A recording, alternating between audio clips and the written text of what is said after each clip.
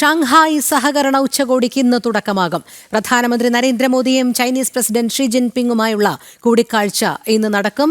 വ്യാപാര ബന്ധം ശക്തമാക്കുന്നത് സംബന്ധിച്ച് ഇരു നേതാക്കളും ചർച്ച നടത്തുമെന്നാണ് വിലയിരുത്തൽ. മ്യാൻമർ താൽക്കാലിക പ്രസിഡന്റുമായും മോദി ഇന്ന് കൂടിക്കാഴ്ച നടത്തും. നാളെയാണ് റഷ്യൻ പ്രസിഡന്റ് വ്ളാഡിമിർ പുടിനുമായുള്ള കൂടിക്കാഴ്ച. കൂടുതൽ വിവരങ്ങളുമായി ഗൗതം അനന്തനാരായണൻ ചേരുന്നു. ഗൗതം, ഷാങ്ഹായ് സഹകരണ ഉച്ചകോടിക്ക് ഇന്ന് തുടക്കമാകുമ്പോൾ എത്രത്തോളം നിർണായകമാണ് പ്രധാനമന്ത്രി നരേന്ദ്രമോദിയും ചൈനീസ് പ്രസിഡന്റ് ഷി ജിൻപിങ്ങുമായുള്ള കൂടിക്കാഴ്ചയും? രോഹിണി, ലോകരാജ്യങ്ങൾ മുഴുവൻ ഉറ്റുനോക്കുകയാണ് ഈ സുപ്രധാനമായ കൂടിക്കാഴ്ചയിലേക്ക്. കാരണം ഒന്ന്, പ്രധാനമന്ത്രി നരേന്ദ്രമോദി 7 വർഷത്തെ ഇടവേളയ്ക്ക് ശേഷം ചൈനയിലേക്ക് പോകുകയാണ്. നമുക്കറിയാം, ആ ഒരു 7 വർഷമെന്ന് പറയുമ്പോൾ അതിൽ ഏറ്റവും ശ്രദ്ധിക്കുന്നത് 2020 ഗാൽവൻ താഴ്വരയിലുണ്ടായിട്ടുള്ള സംഘർഷം തന്നെയാണ്. അവിടേക്ക് ചൈന നമ്മുടെ ഭൂമിയിലേക്ക് കടന്നു കയറാനൊരു ശ്രമം നടത്തുന്നു. നമ്മുടെ കരുത്തുറ്റ സൈന്യം അതിനെ പ്രതിരോധിക്കുന്നു. അവിടെ ഒരു സംഘർഷം ഉണ്ടാവുകയും നമ്മുടെ 20 സൈനികർ അവിടെ വീരമൃത്യു വരിച്ച് തിരിച്ച് ഭാരതം നടത്തിയ പ്രത്യാക്രമണത്തിൽ ചൈനയുടെ 40-ലധികം പട്ടാളക്കാർ കൊല്ലപ്പെടുകയും ഒക്കെ ചെയ്തത് ചരിത്രമാണ്. അങ്ങനെ ഇരു രാഷ്ട്രങ്ങൾക്കുമിടയിൽ ഒരു സംഘർഷത്തിൻ്റെ അന്തരീക്ഷം രൂപപ്പെട്ടു 2020 ശേഷം. അതിർത്തിയുമായി ബന്ധപ്പെട്ടുള്ള പ്രശ്നങ്ങൾ സങ്കീർണമായി. പഴയ സമീപനമായിരുന്നില്ല ഭാരതത്തിന്. നമുക്കറിയാം, നെഹ്റുവിൻ്റെയൊക്കെ കാലഘട്ടങ്ങളിൽ ചൈനയുടെ ഒരു അടിമ സംവിധാനത്തിലേക്ക് ഇന്ത്യ ഒരു ഘട്ടത്തിൽ പോയെങ്കിൽ നരേന്ദ്രമോദിയുടെ കാലഘട്ടങ്ങളിൽ അങ്ങനെയായിരുന്നില്ല. അടിക്ക് തിരിച്ചടി എന്ന നിലയിലേക്ക് കാര്യങ്ങൾ മാറിയിരുന്നു. പക്ഷേ പിന്നീട് അതൊരു സൗഹൃദത്തിൻ്റെ വഴിയിലേക്ക് വീണ്ടും ഇപ്പോൾ നീങ്ങുകയാണ്. കാരണം ഭാരതത്തിൻ്റെ നിലപാട് എന്ന് പറയുന്നത് സമാധാനത്തിനായുള്ള ആഹ്വാനം തന്നെയാണ് നമ്മൾ ലോകത്തിന് മുന്നിൽ വയ്ക്കുന്നത്. അപ്പോൾ നമ്മുടെ അയൽ രാജ്യങ്ങളാണെങ്കിലും പഴയ നിലപാടുകൾ തിരുത്തിക്കൊണ്ട് ഒരു സമാധാനത്തിൻ്റെ വഴിയിലേക്ക് വരുവാൻ തയ്യാറാണെങ്കിൽ അത് ഏത് രാഷ്ട്രമാണെങ്കിലും അതിനെ അംഗീകരിക്കും എന്ന വളരെ സുദീർഘമായ നിലപാട് ഒരിക്കൽ കൂടി ഭാരതം മുന്നോട്ട് വയ്ക്കുകയാണ്. അതിനാൽ ചൈനയുമായി ഇപ്പോൾ ഭാരതം അടുക്കുന്നുണ്ട്. ഇരു രാഷ്ട്രങ്ങളും തമ്മിൽ ഒരു മികച്ച ബന്ധത്തിലേക്ക് കാര്യങ്ങൾ എത്തി നിൽക്കുന്നു. അതിന് അമേരിക്കയുടെ താരിഫ് ഭീഷണിയും ഒരു കാരണമായി എന്ന കാര്യത്തിൽ യാതൊരു സംശയവുമില്ല. ആ വിദേശകാര്യ വിദഗ്ധരും രാഷ്ട്രീയ നിരീക്ഷകരുമൊക്കെ ഒരുപോലെ വിരൽ ചൂണ്ടുന്നത് അടുത്ത കാലത്ത് അമേരിക്ക ഉയർത്തിയ താരിഫ് ഭീഷണി, ആ രീതിയിൽ ട്രംപ് നടത്തിയ ചില പ്രകോപനങ്ങൾ, ഒപ്പം ഓപ്പറേഷൻ സിന്ദൂറുമായി ബന്ധപ്പെട്ട് അതിൻ്റെ അവസാന ഘട്ടത്തിൽ അനാവശ്യമായ ഒരു വെള്ളിയേട്ടൻ ചവയാൻ അമേരിക്കൻ പ്രസിഡന്റ് നടത്തിയിട്ടുള്ള ശ്രമങ്ങൾ, അതെല്ലാം ഭാരതത്തെയും പ്രകോപിപ്പിച്ചിട്ടുണ്ട് എന്ന കാര്യത്തിൽ യാതൊരു സംശയവുമില്ല. ഈ ഘട്ടത്തിലാണ് ചൈനയും ഭാരതവും തമ്മിൽ ഒരുമിച്ചുകൊണ്ട് ഒരു ഏഷ്യയിലെ ഒരു പ്രബല 2 ശക്തികൾ, 2 പ്രധാനപ്പെട്ട കാരണങ്ങൾ. ഒന്ന്, ലോകത്തിലെ ഏറ്റവും ജനസംഖ്യയുള്ള 2 പ്രധാനപ്പെട്ട രാഷ്ട്രങ്ങളാണ്. നമുക്കറിയാം, ഭാരതമാണിന്ന് ഏറ്റവും അധികം പോപ്പുലേഷൻ ഉള്ള രാജ്യം. ഭാരതത്തിന് തൊട്ട് താഴെ ചൈനയുണ്ട്. അതായത് ലോക ജനസംഖ്യയുടെ 6-1 ഭാരതവും ചൈനയും എന്നീ 2 രാജ്യങ്ങളാണ് കൈകാര്യം ചെയ്യുന്നത്. ഏതാണ്ട് 140 കോടിയിലധികം ജനസംഖ്യ ഈ 2 രാജ്യങ്ങളിലുമുണ്ട്. അതോടൊപ്പം തന്നെ ലോകത്തിലെ ഏറ്റവും പ്രബലമായിട്ടുള്ള 2 സൈനിക ശക്തികൾ, ഭാരതത്തിൻ്റെ സൈന്യം അതോടൊപ്പം തന്നെ ചൈനയുടെ സൈന്യമാണെങ്കിലും ലോകത്തിലെ ഏറ്റവും പ്രധാനപ്പെട്ട 2 സൈനിക ശക്തികളാണ്. അങ്ങനെ വിവിധ മേഖലകളിൽ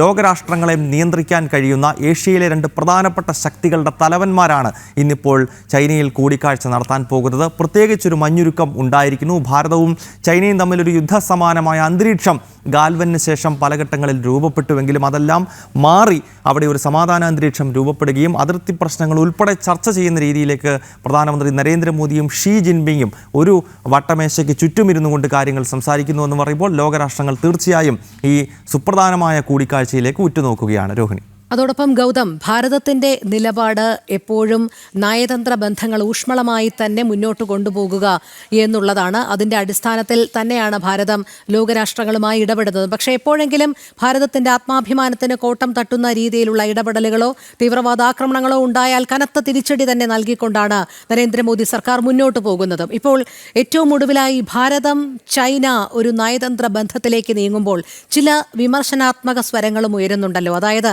ചൈന ഇതുവരെ സ്വീകരിച്ച ചില നിലപാടുകൾ, ഭാരതത്തിന് പ്രതികൂലമായ സാഹചര്യങ്ങൾ ഉണ്ടാക്കുന്ന അത്തരം നിലപാടുകൾ സ്വീകരിച്ച ചൈനയെ ഭാരതത്തോട് അടുക്കുമ്പോൾ അത് പൂർണ്ണമായ രീതിയിൽ വിശ്വസിക്കാമോ എന്നുള്ള ചില ചോദ്യങ്ങൾ കൂടി ഉയർത്തുന്നുണ്ട് പൊതുസമൂഹം. എന്തായാലും നയതന്ത്ര ബന്ധം തന്നെയാണ് പരമപ്രധാനം എന്നുള്ളത് ഭാരതം മുന്നോട്ട് വയ്ക്കുമ്പോൾ അത് ചൈനയുമായി ആകുന്നതിനെ നമുക്ക് എങ്ങനെ കാണാം?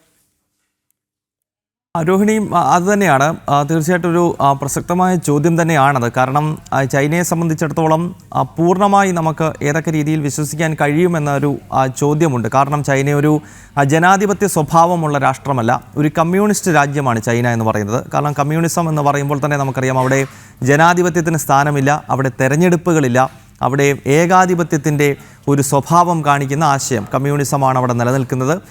തെരഞ്ഞെടുപ്പുകളിലൂടെ വിജയിക്കുന്ന രാഷ്ട്രീയ പാർട്ടികളില്ല. One party, single party system നിലനിൽക്കുന്ന ഒരു രാജ്യമാണ്. അതിനാൽ തന്നെ അവിടെ എന്ത് സംഭവിക്കുന്നു, അവിടെ എന്തൊക്കെയാണ് നടക്കുന്നത്, ഇപ്പോൾ കോവിഡ് തന്നെ അതിൻ്റെ ഒരു ഉദാഹരണമാണ്. അവിടെ എന്ത് നടക്കുന്നു എന്നതിനെപ്പറ്റിയൊന്നും തന്നെ നമുക്ക് പുറത്തേക്ക് വാർത്തകളൊന്നും കാര്യമായി വരാറില്ല. മാധ്യമ സ്വാതന്ത്ര്യമൊന്നും നമ്മുടെ രാജ്യത്തുള്ളതുപോലെയുള്ളൊരു രാഷ്ട്രമല്ല. പക്ഷേ ഇപ്പോഴത്തെ ചൈനയുടെ നിലപാട് ഭാരതത്തെ സംബന്ധിച്ചിടത്തോളം സ്വാഗതാർഹമാണ് എന്നുള്ളതാണ്. കാരണം നേരത്തെ തന്നെ ഞാൻ സൂചിപ്പിച്ചിരുന്നു, നമ്മളെ സംബന്ധിച്ചിടത്തോളം നമ്മൾ എല്ലാ രാജ്യങ്ങളുമായും മികച്ച നയതന്ത്ര ബന്ധം സ്ഥാപിക്കുവാനും സമാധാനത്തിലൂടെ കാര്യങ്ങൾ മുന്നോട്ട് നീങ്ങുവാനും എന്ത് വിഷയമുണ്ടായിക്കഴിഞ്ഞാലും അത് ചർച്ചയിലൂടെ പരിഹരിക്കുവാനും ആദ്യഘട്ടത്തിൽ ശ്രമിക്കുന്ന ഒരു രാഷ്ട്രം തന്നെയാണ് ഭാരതം. കാരണം ലോകത്തിന് മുന്നിൽ സമാധാനത്തിൻ്റെ സന്ദേശമാണ് നമ്മൾ എല്ലാ കാലഘട്ടങ്ങളിലും മുന്നോട്ട് വെച്ചിട്ടുള്ളത്. അല്ലാതെ ഒരു പിടിച്ചടക്കലിൻ്റെയോ അതിർത്തി മാന്തുന്നതോ അല്ലെങ്കിൽ അയൽ രാജ്യങ്ങൾക്ക് മേൽ ഈ നിഴൽ യുദ്ധം നടത്തുന്നതോ ആയ സ്വഭാവം നമ്മുടെ രാജ്യത്തിന് ഒരിക്കലുമില്ല. ഒരു ഘട്ടത്തിൽ പാകിസ്ഥാനുമായി പോലും ഭാരതം സമാധാനത്തിൻ്റെ ശ്രമങ്ങൾ നടത്തിയിട്ടുണ്ട് എന്നത് ചരിത്രത്തിലൂടെ നമുക്ക് കാണാൻ സാധിക്കും. അടൽ ബിഹാരി വാജ്പേയിയുടെ കാലത്ത് ലാഹോറിലേക്ക് നടത്തിയിട്ടുള്ള ബസ് യാത്രയാണെങ്കിലും പിന്നീട് വിവിധ ഉച്ചകോടിയിലൂടെ സമാധാനം പുനഃസ്ഥാപിക്കാൻ ശ്രമിച്ചുവെങ്കിലും പാകിസ്ഥാൻ ഒരിക്കലും അത് ഉൾക്കൊള്ളാൻ തയ്യാറാകുന്നില്ല എന്ന് കൃത്യമായി മനസ്സിലായതിൻ്റെ അടിസ്ഥാനത്തിലാണല്ലോ ഇപ്പോൾ നമ്മൾ പൂർണ്ണമായ നയതന്ത്ര വിച്ഛേദം പാകിസ്ഥാനുമായി നടത്തിയിരിക്കുന്നത്. ജലകരാറുകളിൽ നിന്നുൾപ്പെടെ നമ്മൾ പിന്മാറുന്നത്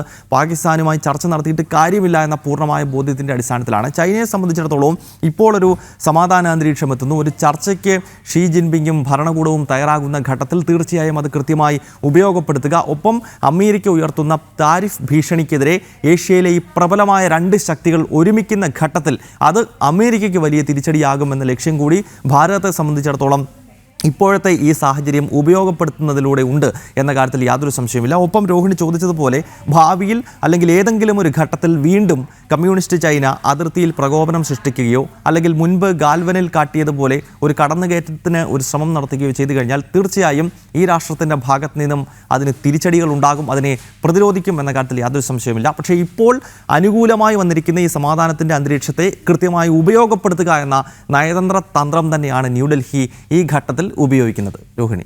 ശരി ഗൗതം. ഷാങ്ഹായ് സഹകരണ ഉച്ചകോടിക്ക് ഇന്ന് തുടക്കമാകും. പ്രധാനമന്ത്രി നരേന്ദ്രമോദിയും ചൈനീസ് പ്രസിഡന്റ് ഷീ ജിൻപിങ്ങുമായുള്ള കൂടിക്കാഴ്ച ഇന്ന് നടക്കും.